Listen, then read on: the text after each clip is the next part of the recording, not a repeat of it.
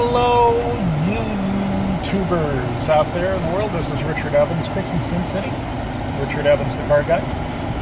Beautiful, nice, hot Las Vegas. We're on a heat morning, 112 degrees today.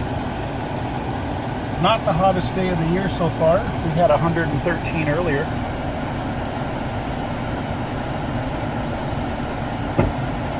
So everybody out there, go ahead, make sure you are wearing your sunblock.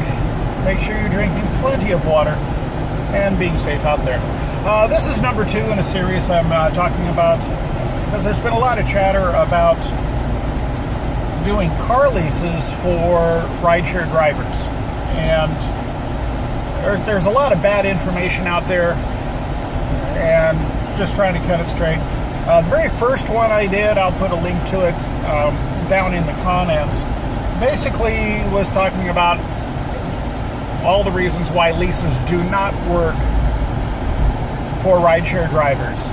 The typical leases that you get from typical sources like most car lots and that sort of thing are set up for people who are just driving 10,000, 12,000 miles a year for, getting around to work or just general driving. They're not set up for commercial. Almost all of them, not all, but almost all of them forbid using the vehicle in a commercial manner, especially rideshare. The biggest problem with them is that they are generally limited to something along the lines of 10,000 miles a year, 12,000 miles a year, and there's huge extra charges that you get if you go over those mileage.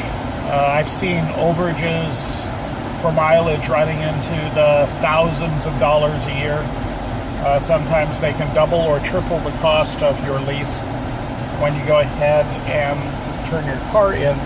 And so the original payment seemed pretty good until all of a sudden you need to do a turn-in where they do a mileage check on you, and suddenly they present you with a bill of $3,000 for excess mileage. Oops. That sucks. But there are leases that are good. A lot of people forget about, but if you go look at the streets of America, there's millions of commercial vehicles, and a very high percentage of those vehicles are leased.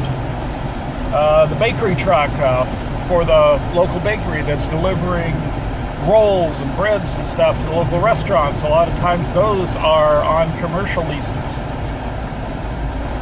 That truck or van for a plumbing company, many times they are on commercial leases. The fleet cars for a large corporation, many times they are on commercial leases. Commercial leases are similar to regular retail leases in that you are not buying the car, you are paying for its use. But the difference is that they are specifically made for people who are using the car for business or commercial reasons. They expect you to be using it for a business. They expect you to be using it for large amounts of mileage. And so there's a lot of differences. They are more expensive than a retail lease because you are using it more, but it is less expensive than purchasing it. Commercial leases tend to be open-ended, which means that they don't only go for 2 years or only go for 3 years. You can go take it for 6, 7, 8, 10 years if you're of a mind to, or go 2 years and trade it in on another model, just depending on what your situation is. So commercial leases can be great, but there are some things that you have to do them. First of all, most commercial leases, you can only get them from certain places. Where to find them? Well, generally there's 2 areas where you can find commercial leases. The very first one is at large dealerships. Many large dealerships have their very own, they call it either business sales or fleet sales. And they are used to selling or leasing vehicles to businesses, and they're set up for that. And so you can check on 1 or 2 of the largest dealerships in your area and ask, give them a call, ask them if they have a business sales or fleet sales division. Most of the time they do. Sometimes It's just part of one of their lots. Sometimes they have their own specific lot just to do those things. The other thing that you can do is sometimes individual finance companies or banks, especially local banks, will do commercial leasing. You might want to check your bank or also smaller banks in your area just to see what their business, if they have business leasing options in their financing and if you qualify for it. What does it take to qualify for it? Well, this is where it gets a little bit more interesting because first of all, if it's a commercial license, they want to see that you are doing a business. You are, but is it an official business? Many people are just riding around with no driver business license or anything like that. That's not going to get you a commercial lease. They want to see that you are getting all the licenses and the registrations that your local and state governments require.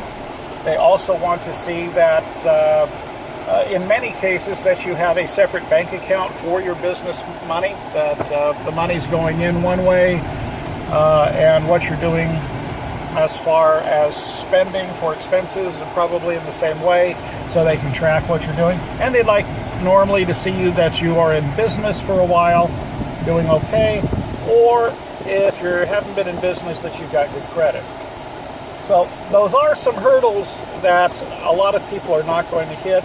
Either they're only doing it part-time and they don't want to spend it on the business licenses. They just want to do under the radar. That's probably going to keep you out of the running for a commercial lease. The main thing though is if you are qualified, it can be a great way to do the financing for the vehicle that you want. Main thing is find one, make sure that you understand the requirements for the lease, make sure that you understand what you can and cannot do under their lease. Make sure that it's right for what you're doing. But that's one of the good things about it is that most commercial leases are designed for the individual business and the vehicle that they are running to make sure that you are getting the mileage allowance and the type of use and the insurance out of it that makes it applicable for your personal situation. Not everyone is going to be approved for a commercial lease. You probably have to show that you've successfully been in business for a while. You probably have to show that you've got a medium to good to very good credit, depending on what the situation is in your neck of the woods. So it's not for everybody, but if you do qualify and you are set up to become eligible for a commercial lease, it can be a very fine, economical way to get the vehicle to drive rideshare or whatever business that you're working on. So that's it. Let me know what your opinions are. If anyone disagrees, agrees, if they have any questions about it, please give me a message. I'd be happy to go ahead. Have a wonderful day. Stay cool. Be safe. See you next time. Bye-bye.